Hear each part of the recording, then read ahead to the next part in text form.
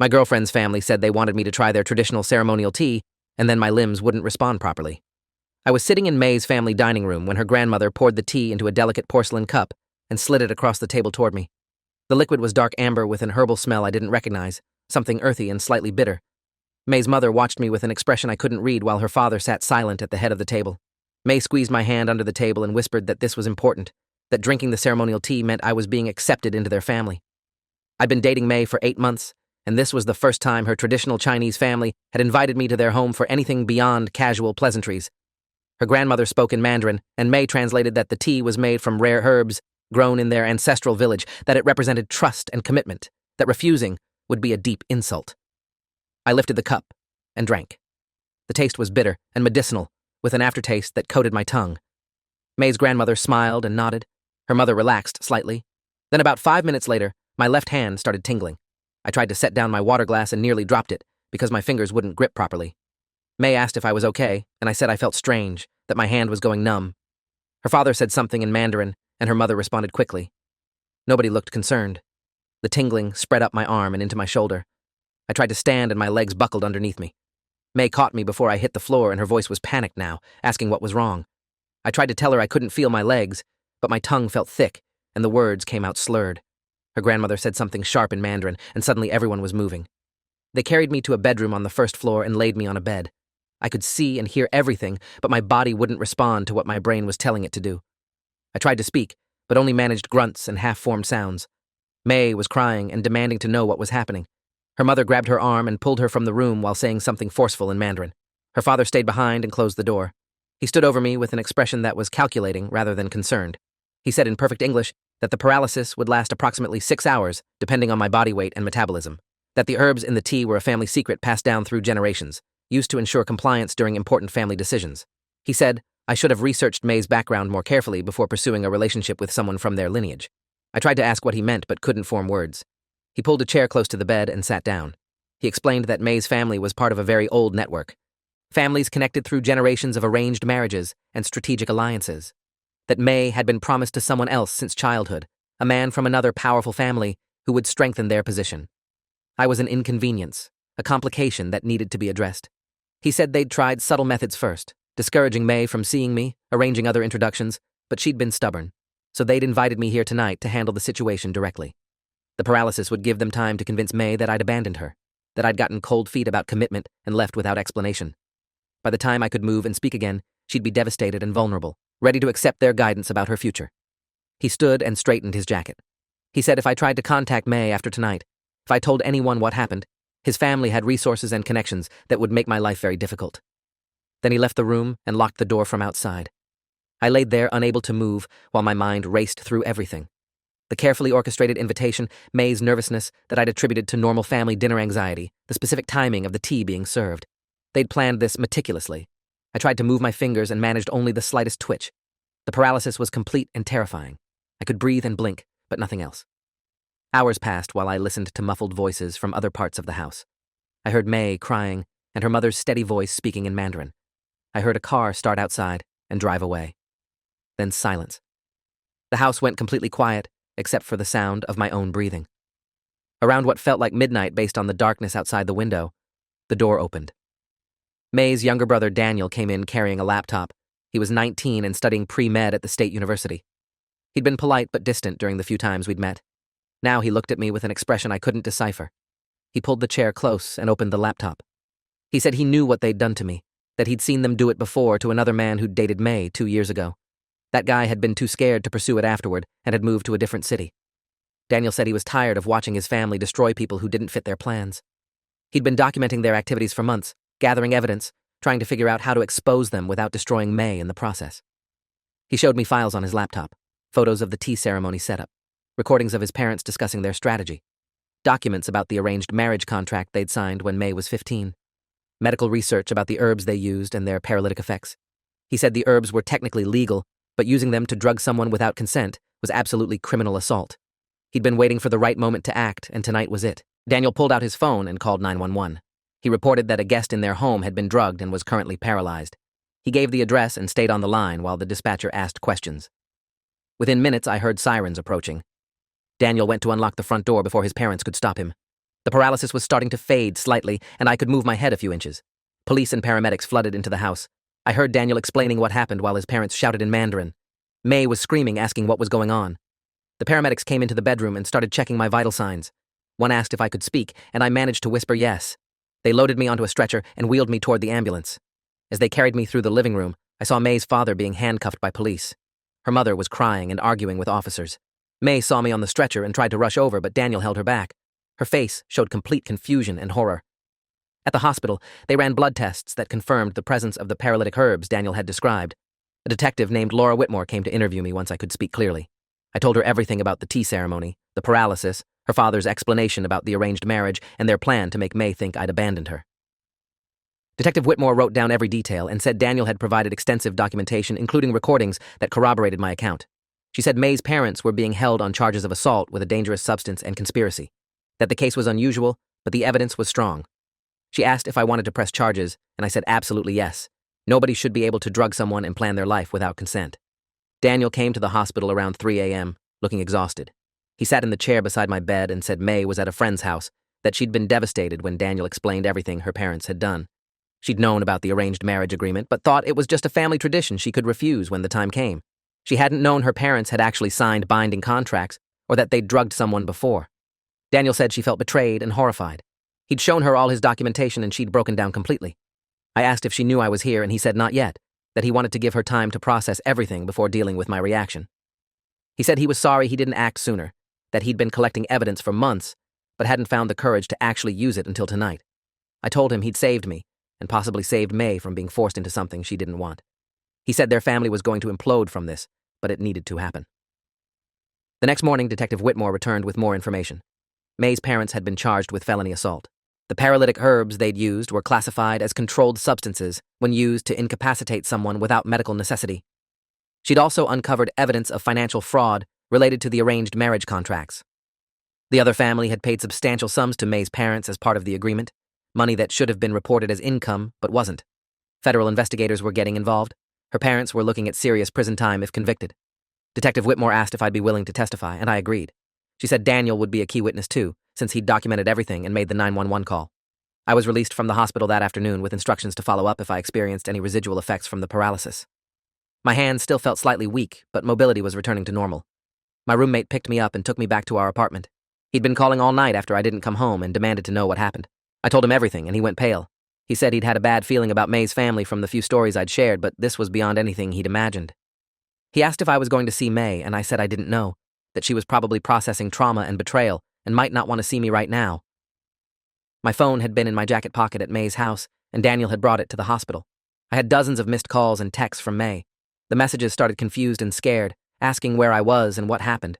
Then Daniel must have explained things because the tone shifted to horrified apologies and desperate pleas for me to contact her. The most recent message said she'd understand if I never wanted to see her again, but she needed to know I was okay. I texted back that I was home from the hospital and recovering. She called immediately. Her voice was wrecked from crying when she asked if she could see me. I said yes, and she arrived 30 minutes later. She looked terrible, eyes swollen and red, hair uncombed, wearing sweatpants and a jacket. She sat on my couch and apologized over and over. She said she'd had no idea what her parents were planning, that she'd thought the tea ceremony was just a cultural tradition they wanted to share, that she'd known about the arranged marriage agreement but her parents had assured her it was flexible and she'd have final say. She'd believed them because they'd never forced her into anything major before. Finding out they'd drugged me and planned to manipulate her into compliance had shattered everything she thought she knew about her family. I told her I didn't blame her for her parents' actions.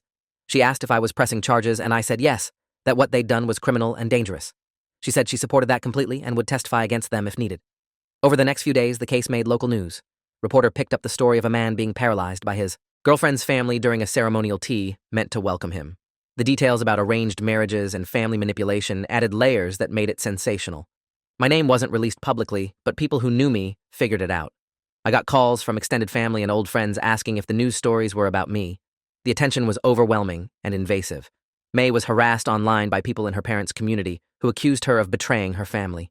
She had to delete her social media accounts after receiving threats.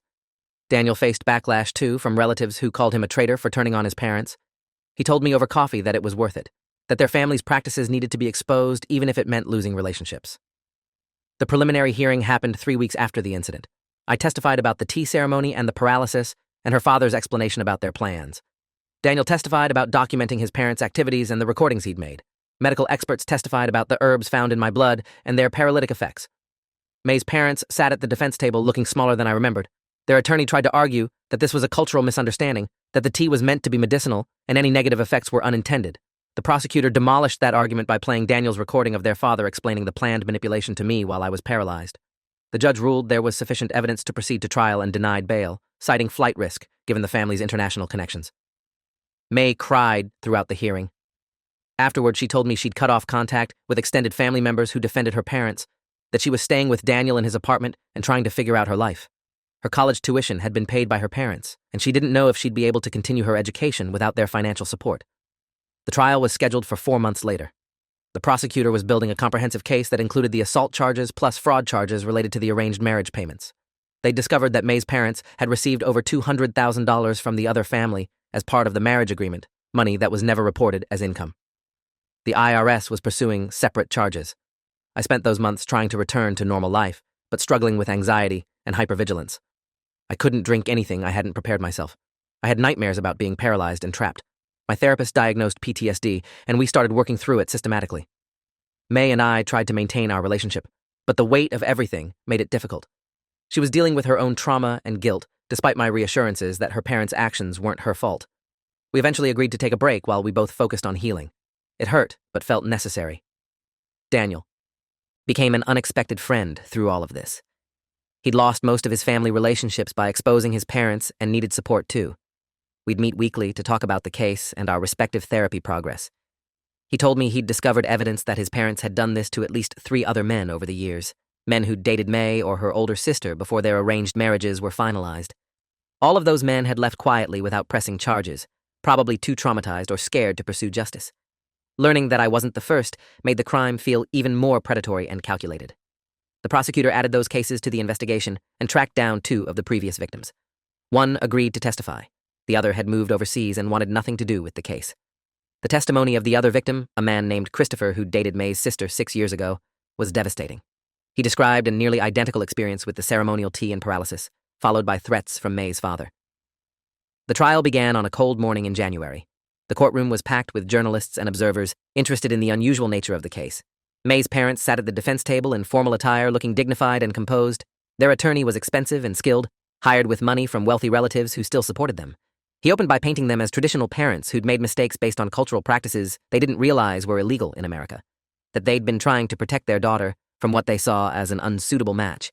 The prosecutor countered by playing the recording of May's father, calmly explaining his plan to manipulate her while I was paralyzed and helpless. The jury's faces showed their reaction clearly. Over 2 weeks, witness after witness testified. I described the tea ceremony and paralysis in detail. Daniel explained his documentation and why he'd finally acted. Christopher testified about his similar experience years earlier. Medical experts explained the herbs and their effects. The defense tried to argue that the herbs were traditional medicine, not weapons, that any paralysis was an unfortunate side effect rather than the intended outcome. But the recordings undermined every argument. There was audio of May's parents discussing dosage and timing, discussing their plans for manipulating May, discussing previous times they'd used this method. Daniel had captured everything. The fraud charges were equally well documented. Financial records showed the payments from the other family and the lack of tax reporting. The defense claimed these were gifts, not income, but the written contracts described them explicitly as payment for marriage arrangements. On the final day of testimony, May took the stand for the prosecution. She testified about learning of the arranged marriage agreement when she was 15, about being told it was just tradition, about her parents assuring her she'd have choice in the matter. She described the night of the tea ceremony and discovering what had happened to me. Her testimony was emotional, but clear. The jury deliberated for 8 hours before returning guilty verdicts on all counts. Assault with a controlled substance for both parents. Conspiracy. Fraud. The courtroom erupted in mixed reactions. Relatives of May's parents shouted that this was persecution of their culture. Supporters of the victims, including myself, felt overwhelming relief. The judge scheduled sentencing for 3 weeks later and remanded both parents to custody. Outside the courthouse, reporters swarmed everyone involved. I gave a brief statement saying I was grateful for justice and hoped this would prevent others from being victimized. Daniel refused to comment. May was whisked away by friends before reporters could reach her. The case sparked conversations online and in news articles about consent, cultural practices, and when tradition crosses into criminality. Some people argued that arranged marriages were a legitimate cultural practice that shouldn't be criminalized. Others pointed out that drugging people to enforce those arrangements absolutely should be illegal, regardless of cultural context. I tried to avoid reading the commentary, but couldn't help seeing some of it. The sentencing hearing brought another packed courtroom. The prosecutor recommended significant prison time, given the calculated nature of the crimes and the multiple victims. The defense attorney pleaded for leniency based on the parents' age and cultural background. The judge considered everything, and then sentenced May's father to 12 years in federal prison. Her mother received 10 years. Both would be deported after serving their sentences, since they weren't U.S. citizens. The judge stated that while he respected cultural diversity, drugging and paralyzing people could never be acceptable under any cultural framework. That consent and bodily autonomy superseded tradition. May's father showed no emotion as the sentence was read. Her mother collapsed crying. I felt conflicted watching them led away in handcuffs, relief that they'd been held accountable mixed with sadness that this was how everything ended. May had lost her parents to prison and her family to scandal. Daniel had become estranged from most of his relatives, all because her parents had chosen control over respect for their children's autonomy. In the months that followed, I slowly rebuilt my life. The PTSD symptoms decreased with continued therapy. I was able to drink tea again without panic, though I was always careful about accepting food or drinks from people I didn't know well. May and I tried to reconnect, but too much had changed. The relationship we'd had before the tea ceremony was built on a foundation that no longer existed. We cared about each other, but couldn't recapture what we'd lost. We agreed to stay friends and went our separate ways romantically. She transferred to a different college on the other side of the country, wanting a fresh start away from the scandal. Daniel finished his degree and applied to medical school. He'd been inspired by the medical experts who testified during the trial and wanted to work in toxicology. We stayed close friends, bonded by the trauma we'd survived together. Christopher, the other victim who'd testified, reached out to me after the trial. We met for coffee and talked about our parallel experiences. He'd spent 6 years dealing with PTSD and trust issues from his encounter with May's family. Seeing them finally face consequences had given him closure he hadn't known he needed. We started a small support group for men who'd experienced manipulation and assault, meeting monthly to share stories and coping strategies. 2 years after the tea ceremony, I received a letter from May. She'd been in therapy and had processed much of the trauma. She wrote that she was doing well in her new city, had made friends, was excelling in school. She'd cut off contact with extended family members who continued to defend her parents. She was building a life based on her own choices, rather than family expectations. She said she'd always be grateful that Daniel and I had exposed the truth, even though it had destroyed the family structure she'd known. The letter made me cry, both from sadness about everything that had happened and relief that she was healing. 3 years later, May's mother was released early for good behavior after serving 7 years. She was immediately deported to China. May refused all contact with her. Her father remained in prison with 5 more years to serve. Daniel told me their mother had tried reaching out to him, and May repeatedly, claiming she'd been forced into everything by their father, that she was a victim too. Daniel didn't believe it, and neither did May. They'd both heard the recordings where she'd actively participated in planning and executing the tea ceremony. She'd made her choices, and now faced the consequences. The arranged marriage agreement that had started everything was nullified during the trial as part of the judgment. The other family sued to recover their payments but lost when courts ruled the contract was illegal and unenforceable. That family's reputation was damaged by the association with the scandal. Their son, who'd been May's intended husband, issued a public statement saying he'd had no knowledge of his parents' arrangements and wouldn't have agreed if he'd known. He apologized to May directly and said he hoped she found happiness on her own terms. May later told me she appreciated the statement, even though it didn't undo the years she'd spent thinking she had no choice in her future. 5 years after the tea ceremony, I was in a healthy relationship with someone new.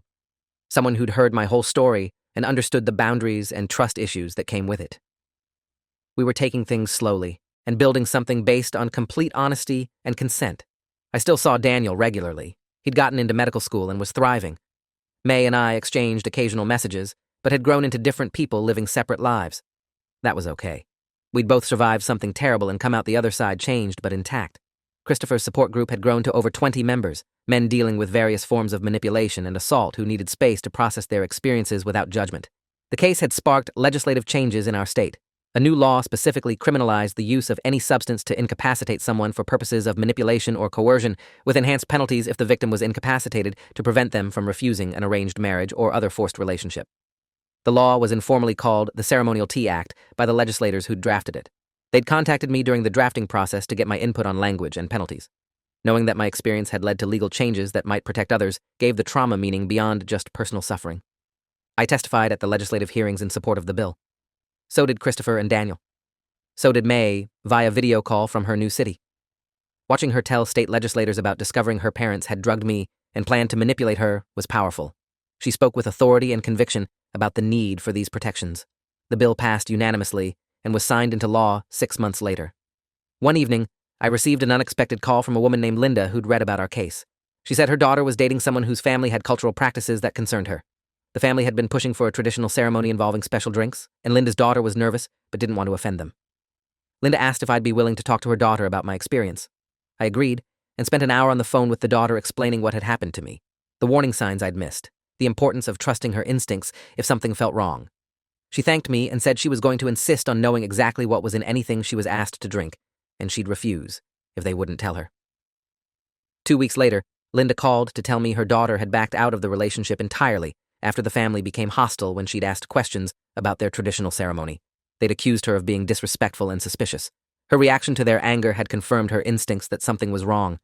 Linda credited our conversation with giving her daughter permission to trust those instincts and leave. 8 years after the tea ceremony, Daniel called to tell me his father had died in prison of a heart attack. May had been notified but wasn't planning to attend any memorial. Daniel asked if I thought he was a bad person for feeling relief rather than grief. I told him that emotions after complicated relationships and trauma were never simple, that relief was a valid response to the death of someone who'd hurt people he loved. Daniel said he was going to skip any memorial too, that the man who'd drugged me and manipulated his sister wasn't someone he wanted to mourn. A few weeks later, May called me for the first time in years. Her voice was steadier than I'd heard it before. She said her father's death had given her unexpected closure, that she'd spent years processing the betrayal and trying to understand how parents could do what hers had done. His death meant she'd never get answers or apologies, but it also meant she could stop waiting for them. She'd built a good life for herself, had a career she loved, was in a healthy relationship with someone who respected her completely. She said she'd always be grateful that Daniel and I had stopped her parents before they'd forced her into a marriage she didn't want, that she'd gotten to choose her own path, even though it had come at the cost of losing her family. We talked for 2 hours catching up on the years that had passed. Before hanging up, she said something that stayed with me. She said that sometimes the people who claim to love you the most are the ones who hurt you the deepest, because they think love gives them ownership over your choices. That real love meant respecting autonomy, even when it meant accepting decisions you didn't like. She'd learned that lesson the hardest way possible, but it had shaped everything about how she lived now. 10 years after the ceremonial tea, I was married to my partner, and we were expecting our first child. The pregnancy brought up unexpected anxiety about family and trust and protection. My therapist helped me work through fears about my child being vulnerable to manipulation or control. We talked about building a family culture based on consent and communication and respect for boundaries, about teaching my child that their body and their choices belong to them alone. Daniel was finishing his medical residency and had become a leading researcher in toxicology and drug-facilitated assault. His work was cited in legal cases across the country. Christopher's support group had become a registered nonprofit that provided resources and advocacy for male victims of manipulation and assault. May had gotten her graduate degree and was working as an advocate for victims of forced marriage and family coercion. We'd all transformed our trauma into purpose and action. The system that had failed to protect us before had been changed by our willingness to testify and fight for justice. The law that now protected others bore the informal name of our case. Legislative training materials used our story as an example of why consent and bodily autonomy mattered regardless of cultural context. None of that erased what had happened or undid the harm. My hands still occasionally trembled when someone offered me tea. May still had complicated grief over her family relationships. Daniel still felt guilt over not acting sooner. Christopher still dealt with trust issues in his relationships. But we'd survived, and we'd stopped the people who hurt us from hurting others. That had to be enough. The morning my daughter was born, I held her tiny body and made promises I'd spent 10 years preparing to keep. That she'd grow up knowing her choices were her own. That family love would never mean manipulation or control. That tradition would never supersede her consent. That if anyone ever tried to take away her autonomy, I'd believe her and protect her and fight for her with everything I had. Looking at her perfect face, I felt grateful for every difficult step that had led to this moment.